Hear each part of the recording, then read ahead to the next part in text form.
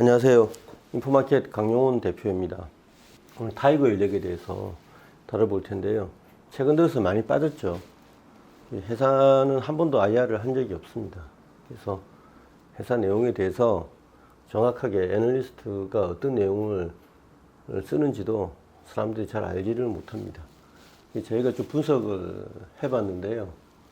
이 내용은 이제 저희가 전화를 해서 또 만나 뵙기도 하고 해서 여러 가지 사실을 저희가 확인한 거라는 걸 말씀을 드립니다. 작년 4월에 폼팩트하고 테크노 프로브라는 세계 1, 2위 프로브 카드 회사죠. 거기에 콜을 받았다고 말씀을 드렸는데 매출은 이제 1년 뒤에 어떻게 되냐 이겁니다. 올해 보니까 테크노 프로브도 50억, 폼팩트도 플러스 50억, 올해 50억, 50억씩 매출이 드디어 들어오기 시작했습니다. 그래서 올해 50억, 50억이어서 규모가 크지 않다고 많은 분들이 이제 좀 실망하실 수 있는데 이게 절대 적은 규모가 아닌 게 전체 매출이 올해 예상 600억이거든요. 600억에 폼팩터 거는 포함이 안 됐었습니다. 650억 정도 될 거고요. 영업이익은 한 60억에서 70억 정도 그 사이 거로 예상이 됩니다. 내년에는 폼팩터가 70억으로 늘어나고요. 테크노 프로브가 한 70억으로 늘어납니다. 회사에서는 한 3, 4년 안에 매출액 2천억에 영업이익 400억을 목표로 하고 있습니다. 회사 내용을 보면요. 이게 좀 어렵습니다. 타이거 인력은 이제 대표이사님이 이제 호랑이띠에 태어나셔서 회사 이름을 타이거 인력이라 지었다는 그런 이야기가 있던데요. 타이거 인력은 한마디로 하이엔드 PCB 제조업체입니다. 마더보드를 생산하는 업체가 아니고 프로브 카드에 초고다층 PCB도 들어가고 중간층에 스페이스 트랜스포머라고 있습니다. STF인데 거기에 이제 MLO라는 것도 있고 MLC라는 것도 있는데 최근에 MLO 제품을 멀티레이어 올가닉이라고 하는데 일종의 하이엔드 PCB죠. 그것도 개발해서 맨실 공유하게 프로브 카드에 들어가는 하이엔드 PCB는 거의 다 생산을 한다. 이렇게 보시면 되고요. 또 로드 보드라고 해가지고 인터페이스 보드라고 하죠. 칩 테스트할 때 개별 칩을 장착을 해서 테스트를 하는 그런 거를 이제 이 로드 보드라고 하는데 그것도 생산을 합니다. 그리고 마더보드 중에서 좀 굉장히 비싼 거 최근에는 CXL이라고 컴퓨터 익스프레스 링크라고 있죠. 거기에 적합한 마더보드를 지금 엑시콘에 납품을 하려고 준비 중입니다. 그래서 이런 식으로 되어 있는데 매출 구성은 초고다층 PCB가 한 50에서 60% 되고요. 그 다음 인터페이스 보드가 30% 정도 되고 나머지를 마더보드하고 이 MLO, STF 요거 다 차지하고 있는데 요게 한 지금 5%밖에 안 되거든요. 그렇지만 회사 측에서는 이 5%밖에 안 되는 MLO, STF가 나중에 어마어마하게 매출을 차지할 걸로 예상을 하고 있습니다. 그래서 MLO, STF는요, 이게 이제 나중에 인공지능, 자율주행이 보편화되면서 비메모리 반도체가 폭발적으로 늘어나게 되면 그 검사용으로 이 MLO, STF가 엄청나게 들어갈 것이다. 이렇게 예상을 하고 있습니다. 이 MLO, STF의 개념은 원래부터 이 대만의 TSMC 거기에서 개념을 만들어 가지고 1차 벤더에 그걸 한번 해봐라 이렇게 해서 과제를 줬는데 타이거 일렉하고 TSE가 그 정보를 입수해서 이 시장이 엄청나게 커지겠구나 해서 뛰어들었다고 합니다. 그래서 개발은 6, 7년 전부터 시작이 되었고요. 여기 보시면은 이 조그만 거 하나에 1,000만 원이라고 하거든요. 여기 보면은 적층형 PCB하고 거의 구조는 비슷한데 나중에 설명드릴 초고다층 PCB하고는 약간 다르다고 합니다. 뭐가 다르냐고 하면요. 그냥 일반 드릴이 아니고 레이저 드릴로 뚫은 다음에 도금을 하고 그 다음에 노광 장비를 써서 그리고 애칭을 한 다음에 이렇게 순차적으로 쌓는 기법을 사용한다고 하거든요. 그래서 14층을 적층을 합니다. 비록 14층일만경 피치가 좁아서 굉장히 고부가 제품인데 작은 거 하나에 1,000만 원 정도 한다고 하고요. 피치 때문에 이 수율이 30에서 40% 정도밖에 나오지 않는다고 합니다. 회사 측에서는 30-40%인 수율을 연말까지 50%로 늘릴 거를 이제 목표로 하고 있고요. 이게 늘어나면 늘어날수록 매출에서 차지하는 비중이 가속적으로 늘어난다고 전망을 하고 있더라고요. 그럼 이 제품은 지금 납품이 되고 있나? 놀랍게도 대만의 T사하고 M사에 지금 간접적으로 2차 벤더들을 통해서 납품이 되고 있다고 합니다. 그리고 일본의 JEM이라고 있죠. 잼. 세계 4위 프로브 카드 회사인데 거기에서 콜을 획득을 했다고 합니다. 양산 콜이죠.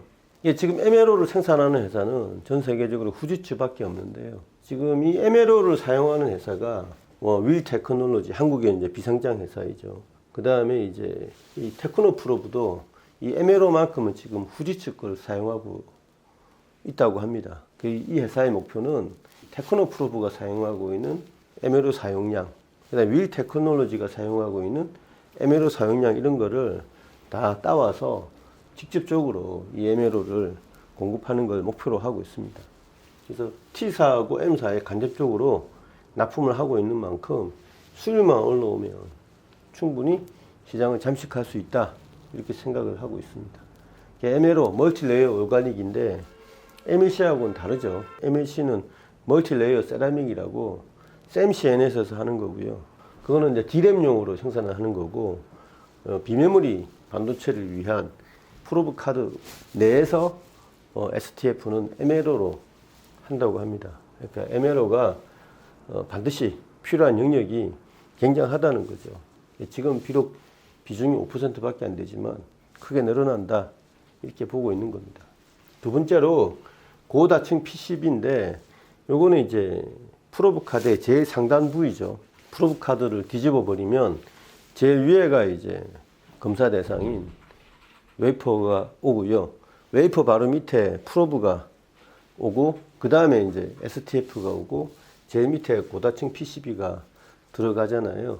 그래서 이 고다층 PCB는 비메모리용이 있고 메모리용이 있고 이렇게 낸드용이 있고 이렇게 나뉠 수 있습니다. 그래서 비메모리용을 슈퍼 플렉서블 고다층 PCB 이런 식으로 이름을 지었던데요. 지금 요거를 사용하고 있는 회사들이 윌 테크놀로지가 CIS, CMOS 이미지 센서 그걸 테스트하기 위해서 이 회사 제품에 비메모리 초고다층 PCB를 사용을 하고 있고요. 요거는 이제 ML 와이어라고 후지츠의 독자적인 기술인데 후지츠의 ML 와이어를 대체할 수 있는 MLB 기술을 개발해서 요거를 윌 테크놀로지한테 공급을 하고 있다 이렇게 이야기를 하고 있습니다.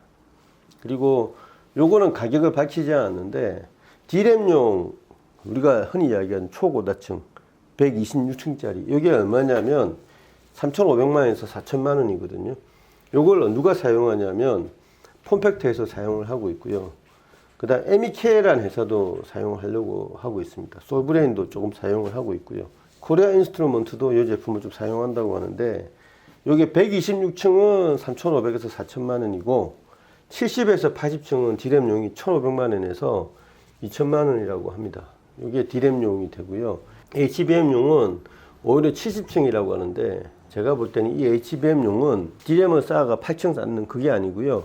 제일 하단 부위에 있는 로직 다이 있지 않습니까? 거기에 해당하는 웨이퍼 검사인 것 같아요. 요 때는 70층짜리 고다층 PCB를 사용한다고 하거든요. 요거는 한 800만원 정도. 요거는 온전히 폼팩트에서 수요를 한다고 합니다. 낸드용은 한 1,000만원 정도 한다고 하고요. 이 네 가지로 구성이 되어 있는데 슈퍼 플렉스볼은 당연히 테크노 프로브하고 CIS를 공급하려고 하는 윌 테크놀로지가 가져가고 있고요. 일부는 또 폼팩트에서 가져간다고 하고 있고 HBM은 온전히 폼팩트에서 가져가는 것 같고요. D램용은 이렇게 폼팩터 솔브레인 MEK는 MJC의 한국 자회사 법인입니다. 여기하고 코리아 인스트루먼트 이렇게 해서 네 군데가 나눠서 가져가고 있습니다. 낸드는 이제 모회사인 TSA뿐만 아니고 각사의 공급이 되고 있죠. 세 번째는 이제 LB라는 건 로드보드 말하는 건데 이건 전체 30% 정도 차지하고 있습니다. 회사 측은 지금 요게 현재로서는 한 50에서 60% 차지하고 있고 요게 30% 차지하고 있고 이게 5%인데 갈수록 인공지능 시대가 개화되면서 MLO, STF 이게 엄청나게 늘어날 거라고 보고 있는 거죠. 그래서 한 3, 4년 뒤에는 매출 2천억에 영업이익 400억을 달성할 수 있다라고 자신을 하고 있습니다. 여기 보니까 어떤 식으로 만들어지냐면요. 이 모든 게 적층이 되고 드릴링이 되고 도금을 되는 식으로 이렇게 되는데 이 세 분야에서 회사 측은 국내에서 가장 자사의 기술력이 우수하다 이렇게 말씀을 하고 있습니다. 그래서 어떤 회사도 적층 기술하고 드릴링하고 도금에서 따라올 수가 없다고 하는데 그럼 어떻게 해서 이 기술력을 계속 쌓았느냐. 계속 적자를 보더라도 계속 하나의 목표를 가지고 매진을 했다고 합니다. 특히 MLO에 있어서 STF에 있어서 TSMC가 주창을 해왔는데 이 시장이 열릴 거라 보고 계속 도전을 했다 이거죠. 수율이 좋지 않아도. 그래서 계속 기술이 쌓인 거인 만큼 국내 어떤 회사도 따라올 수가 없다. 글로벌하게 라이벌이 있다고 하면 MLO STF 부분이나 초고다층 PCB에서 후지츠 밖에 없는데요. 후지츠는 더더군다나 고다층을 쌓을 때 MLB가 아니고 MLW라고 해서 와이어를 안에 피복된 와이어를 집어넣는 기술을 사용해서 신호 특성이 훨씬 좋게끔 하는 독자적인 기술을 가지고 있는데 회사 측에서는 그거를 대체할 수 있는 기술을 폼팩터로부터 기술 이전도 받고 또 약간 변형을 시켜서 충분히 경쟁을 할 수 있다 이렇게 자신을 하고 있습니다. 타이거 연력에 대해서 오늘 기술적인 부분에 대해서 제가 간략히 설명을 드렸습니다.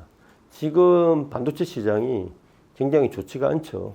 최근에 굉장히 좋았다가 엔비디아가 조정을 받고 금리가 또 미국 금리가 빠지지 않고 유가가 올라오면서 조정 아닌 조정이 당분간 지속될 것 같은데 이럴 때일수록 우리가 기술에 대해서 또 정확하게 파악을 하는 게 투자에 도움이 될 것 같습니다.